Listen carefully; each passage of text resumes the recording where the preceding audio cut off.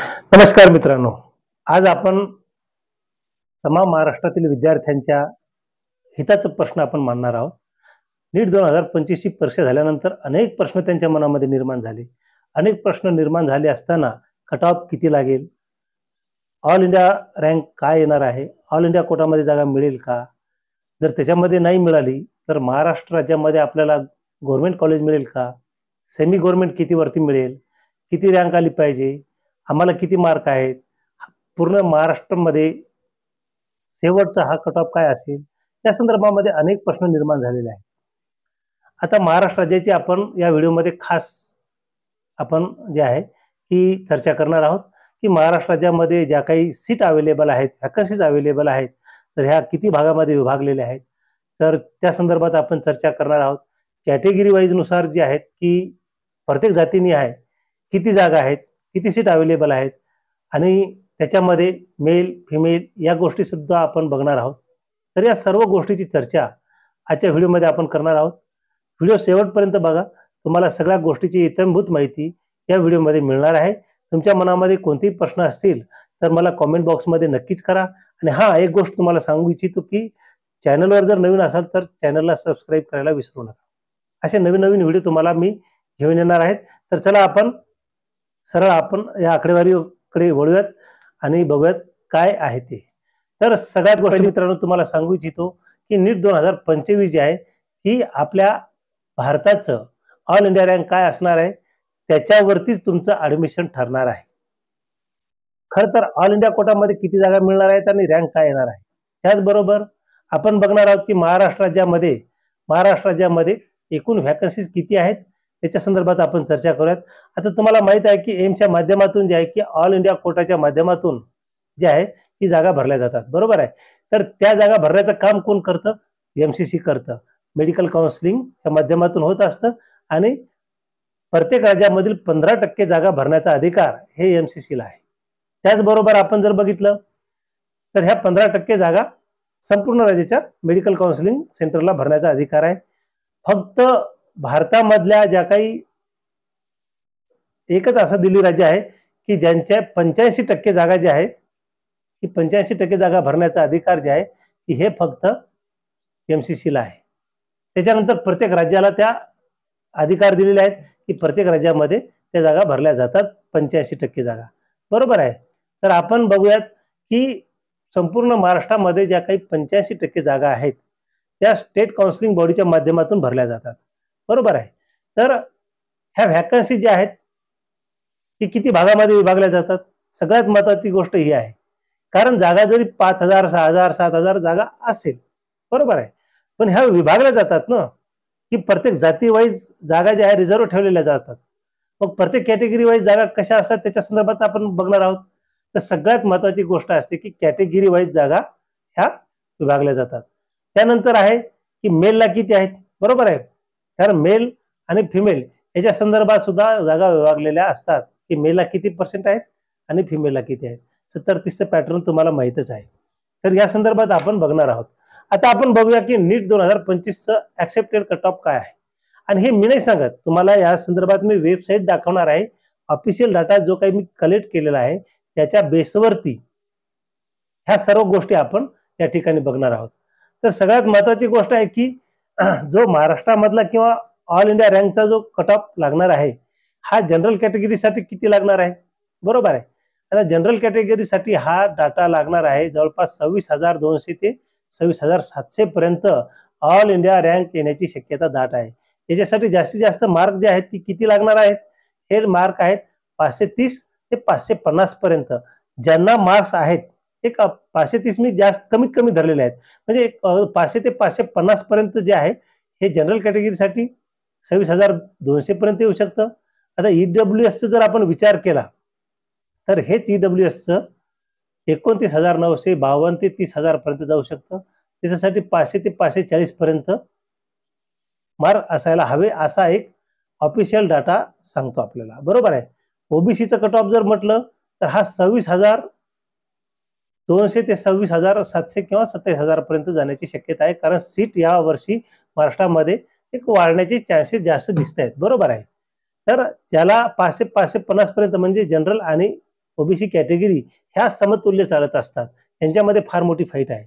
आता एससी कॅटेगरीचं जर म्हटलं आपण तर हा एससी कॅटेगरीचा कट ऑफ जो आहे एक अंदाजे 1,44,000 पर्यंत ते 1,47,000 पर्यंत जाण्याची शक्यता फार आहे.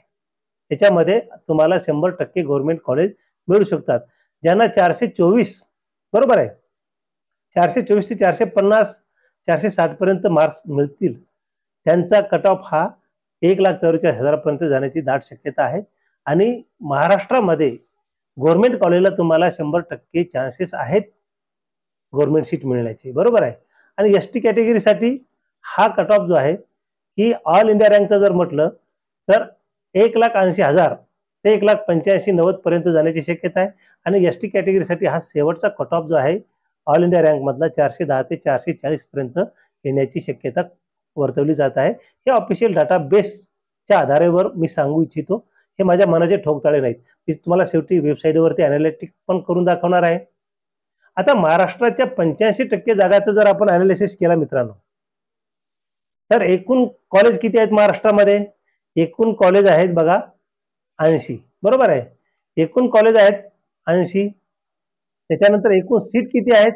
तर एकूण सीट आहेत 11,845. याच्यामध्ये वाढण्याची शक्यता आहे. आता गव्हर्नमेंट कॉलेजचं जर म्हटलं तर गव्हर्नमेंट कॉलेजचं 42 आहेत आणि टोटल सीट आहेत 42 कॉलेजमध्ये 6,025 सीट अवेलेबल आहेत. आता आणि प्रायव्हेट कॉलेजचं जर म्हटलं तर एकूण महाराष्ट्रामध्ये प्रायव्हेट कॉलेज आहेत 38 कॉलेज आहेत आणि त्याच्यामध्ये 5,820 सीट ह्या प्रायव्हेट कॉलेजमध्ये भरल्या जातात प्रत्येक कॅटेगरी वाईज नुसार. त्यामुळे कॉलेजची संख्या सुद्धा वाढलेली आहे मागच्या तुलनेमध्ये आणि सीट सुद्धा वाढलेल्या आहेत.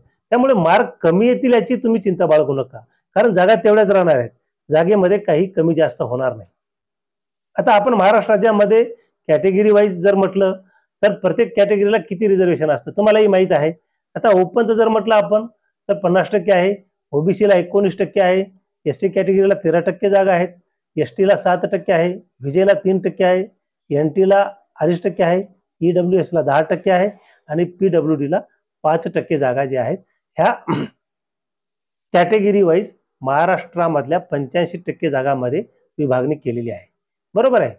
आणि यानंतर आपण जर बघितलं तर गव्हर्नमेंट कॉलेजमध्ये प्रत्येक कॅटेगरी वाईज किती जागा आहे? जागा तेवढ्याच आहेत, जागेमध्ये काही कमतरता आलेली नाही, सीट तेवढ्याच आहेत, फक्त तुमचं कट ऑफ खाली येणार आहे कारण यावर्षी खूप पेपर लेंदी आणि टफ होता, त्यामुळे सर्वच विद्यार्थ्यांचे धाबे दणाणले आहेत.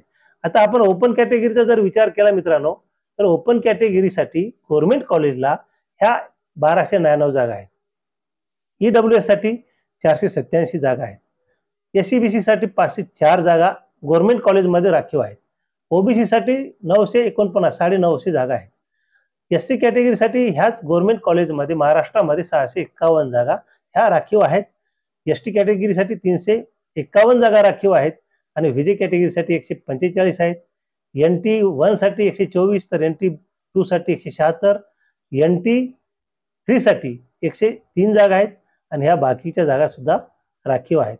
तर अशा पद्धतीने जे आहे की महाराष्ट्रामध्ये गव्हर्नमेंट कॉलेजला 5,026 जागा आहेत, ह्या आपण जागा याच्यामध्ये इन्क्लूड केलेल्या नाहीत, बरोबर आहे.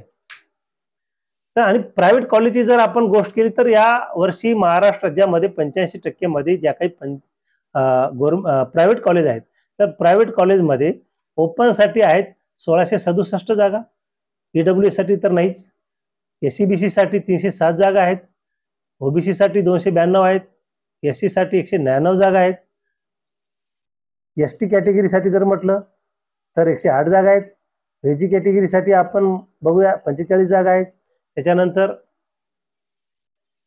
एनटी 1 साठी 39 जागा आहेत आणि एनटी 2 साठी 54 जागा आहेत आणि एनटी 3 साठी 31 जागा आहेत, बरोबर आहे. तर अशा पद्धतीनं 2742 जागा ह्या महाराष्ट्रामधल्या 85% प्रायव्हेट कोट्यामधल्या ज्या जागा आहेत त्यांच्यासाठी ह्या आरक्षित केलेल्या आहेत. अशा पद्धतीनं आपल्याला महाराष्ट्र स्टेट गव्हर्नमेंटमध्ये तुम्ही स्क्रीनशॉट काढून घेऊ शकता, तुम्हाला वॅकन्सी मिळणार आहेत, किती सीट आपल्यासाठी आहेत ह्या सुद्धा विद्यार्थ्यांना माहीत असायला पाहिजे, बरोबर आहे. आता आपण संपूर्ण महाराष्ट्रामध्ये 2023चा डाटा आपण अनालिसिस करणार. 2024चा नाही करणार, कारण 2024 मध्ये 630, 35, 40च्या ज्यांना गुण आहेत अशा विद्यार्थ्यांना सुद्धा गव्हर्नमेंट किंवा प्रायव्हेट कॉलेज मिळालेले नाही. तर आपण 2023चं जर आपण अनालिसिस केलं मित्रांनो, तर याच्यामध्ये कास्ट वाईज आपण बघणार आहोत. कास्ट वाईज जर आपण बघितलं तर तुमच्या समोर हा डाटा समोर येईल, बरोबर आहे.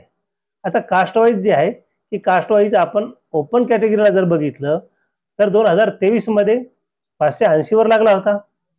तोच या वेळेस जो आहे की आपल्याला जवळपास 490 वर जाण्याची शक्यता आहे. ओबीसी कॅटेगरीसाठी आपण जर 2023चा डाटा बघितला तर ते सुद्धा 580 वरच गेला होता. यावेळेस तो 480 पर्यंत जाण्याची 100% गॅरंटी आहे, कारण पेपर खूप सर्व विद्यार्थ्यांना टफ गेलेला आहे. ईडब्ल्यूएस साठी 580 वर होता 2023 मध्ये, तर यावेळेस 478 वर येण्याचे चान्सेस आहेत. आणि एससी कॅटेगरीसाठी 480 होतं, तर ते 410 पर्यंत जाईल असं वाटतं. एक 70-80 मार्कांनी यावर्षी कट ऑफ खाली येणार आहे. एसटी कॅटेगरीचं सुद्धा 2023 मध्ये 340 वर क्लोज झालं होतं, पण यावर्षी 270 पर्यंत सुद्धा एसटी कॅटेगरीचे विद्यार्थी लागू शकतात. त्याच्यानंतर विजय कॅटेगरीचं जर बघितलं आपण तर 527 वर झालं होतं आणि तेच यावेळेस 450 वरती मिळण्याचे चान्सेस आहेत. एनटीबीचं जर बघितलं आपण तर 508 वर क्लोज झालं होतं 2023 मध्ये, तेच यावर्षी 470 पर्यंत 100% येणार म्हणजे येणार. याच्यामध्ये काहीच हे निर्विवाद आहे. आता एनटीसीचं जर बघितलं 563 वर 2023 मध्ये लागलं होतं, तेच जे आहे की 465 पर्यंत यावर्षी कट ऑफ महाराष्ट्र राज्याचा स्टेट कोटामध्ये मिळणार आहे. आणि एनटीडी साठी 579 होतं, ते 575 सॉरी हा आकडा जास्त झाला, 475 ते 470 पर्यंत तुम्हाला मिळू शकतं, बरोबर आहे. 470 पर्यंत 100%, 470 490 पर्यंत हा डाटा तुम्हाला याच्यामध्ये प्रायव्हेट किंवा गव्हर्नमेंट कॉलेज 100% मिळणार आहे. तर अशा पद्धतीने आपण आता ऑफिशियल वेबसाईटचा तुम्हाला मी डाटा दाखवणार आहे. हे काही माझ्या मनाचं नाही, ठीक आहे. तर आपण साईडवर जेव्हा येतो तेव्हा आपण इथे बघू शकता की नीट यूजी काउन्सिलिंग गाईडलाईन, ठीक आहे. हे महत्वाचं आहे. या ठिकाणी या वेबसाईटवर तुम्ही आल्यानंतर तुम्हाला या ठिकाणी कट ऑफ दिसणार आहे, ठीक आहे. तर आपण 2023 जर बघितलं मित्रांनो, तर 2023चा कट ऑफ काय होता. आता हे बघा, ओपन साठी काय होतं, 525 होता शेवटचं, बरोबर आहे. 85% मध्ये हे प्रायव्हेट कॉलेजचं आहे. याच्यामध्ये प्रायव्हेट कॉलेजचं आपल्याला दाखवलेलं आहे. त्याच्यानंतर ओबीसीचं आपण बघू शकता, ओपन मेल फिमेल सगळं दाखवलेलं आहे या ठिकाणी. तर याच्या आधारे हा जो डाटाबेस आलेला आहे, तर या डाटाबेसवरती सगळं अनालिटिक केलेलं आहे. आणि ऑल इंडिया कोटाचं सुद्धा याच्यामध्ये केलेलं आहे. तुम्हाला जर बघायचं असेल तर 2018 मध्ये सुद्धा काय पोझिशन होती, बरोबर आहे. नीटचे मार्क आहेत आणि रँक पण आहे या ठिकाणी दिलेली आहे. नीटची रँक एसटी कॅटेगरीसाठी काय आहे, हे एससी कॅटेगरीसाठी, ओबीसी कॅटेगरीचं आणि ओपन कॅटेगरीचं या ठिकाणी दाखवलेलं आहे. अशा पद्धतीने संपूर्ण डाटा जो आहे 2018चा 70%, आता हे बघा की त्यावेळेस काय होतं की 70 आणि 30% डिवाइड केलेलं होतं. तर आपण 70-30 यावेळेस 15 आणि 85 असं आहे. हे 2018चं आहे. तर 2025 मध्ये 85 आणि 15% आहे. 85% महाराष्ट्र राज्यासाठी आणि 15% हा ऑल इंडियासाठी दाखवलेला आहे. तर याच्यामध्ये रँक सुद्धा दाखवलेली आहे की कशा पद्धतीनं इतर कॅटेगरीना मिळालेला आहे आणि कॉलेज वाईज दिलेला आहे. बघा, आता तुम्हाला दाखवायचं म्हटलं तर, तुम्हाला सांगायचं म्हटलं तर प्रायव्हेट कॉलेजमध्ये जे आहे की बघा, ओपन कॅटेगरीला 525 वर doctor NY Telgaonkar institute medical college या ठिकाणी ऍडमिशन मिळालेलं होतं. परत कोणत्या कॉलेज, सिंधुदुर्ग असेल, या ठिकाणी सोलापूर असेल, तर अशा वेगवेगळ्या कॉलेजमध्ये वॅकन्सीज उपलब्ध झालेल्या होत्या. आणि आपण 2023चा डाटा जर बघितला तर ओपन कॅटेगरीसाठी जीएमसी परभणीला 579 वर मिळालेलं होतं कॉलेज, बरोबर आहे. आणि मेल फिमेलला 583 वर मिळालं होतं. तर अशा पद्धतीने ओबीसी कॅटेगरीवरती याच्या ठिकाणी बारामती आहे, सिंधुदुर्ग आहे, गोंदिया आहे, सिंधुदुर्ग सेवाग्राम, अशा पद्धतीने जे आहे की कॅटेगरी वाईज जे आहे की या ठिकाणी अनालिटिक केलेलं आहे. तर तुम्हाला या वेबसाईटवर गेल्यानंतर या ठिकाणी नीट यूजी 2025 जे दिलेलं आहे, तर या ठिकाणी तुम्ही नीट 2024 रिझल्ट अनालिसिस करू शकता. त्याच्यानंतर नीट यूजी काउन्सिलिंगमध्ये जर आपण गेलात तर याच्यामध्ये सुद्धा तुम्हाला स्टेट वाईज काउन्सिलिंग मिळू शकते. आता स्टेट वाईज जर म्हटलं तुम्ही तर अशा पद्धतीने तुम्हाला या ठिकाणी सगळे डायग्राम दिलेले आहेत, बरोबर आहे. त्यांच्या PDF फाईल सुद्धा या ठिकाणी दिलेल्या आहेत. तर अशा पद्धतीने तुम्हाला सर्व गोष्टी या ठिकाणी मिळणार आहेत. तर विद्यार्थी मित्रांनो, तुम्हाला हा व्हिडिओ कसा वाटला, या संदर्भात तुमचे मार्क्स कसे आहेत हे तुम्ही कॉमेंट बॉक्समध्ये नक्कीच मला कळवा. कारण कॉमेंट बॉक्समध्ये तुमचे मार्क्स किती आहेत आणि तुम्हाला कोणती रँक मिळणार आहे, गव्हर्नमेंट कॉलेज मिळणार आहे का नाही मिळणार आहे, का प्रायव्हेटमध्ये तुम्हाला चान्स मिळणार आहे, या संदर्भात मी नवनवीन व्हिडिओ घेऊन येणारच आहेत. हा व्हिडिओ तुम्हाला आवडला असेल तर चॅनलला सबस्क्राईब करण्याचं विसरू नका.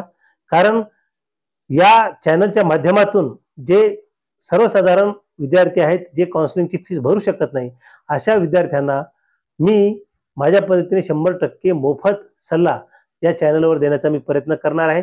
कारण मी सुद्धा एक गरीब कुटुंबातून आलेलो आहे आणि गरीब कुटुंबातून आल्यानंतर गरीब कुटुंबातील विद्यार्थ्यांचे काय हाल होतात, कारण पैसे आता पेरणीसाठी सुद्धा लागणार आहेत, त्यांना काउन्सिलिंगला पैसे भरायला मिळणार नाहीत.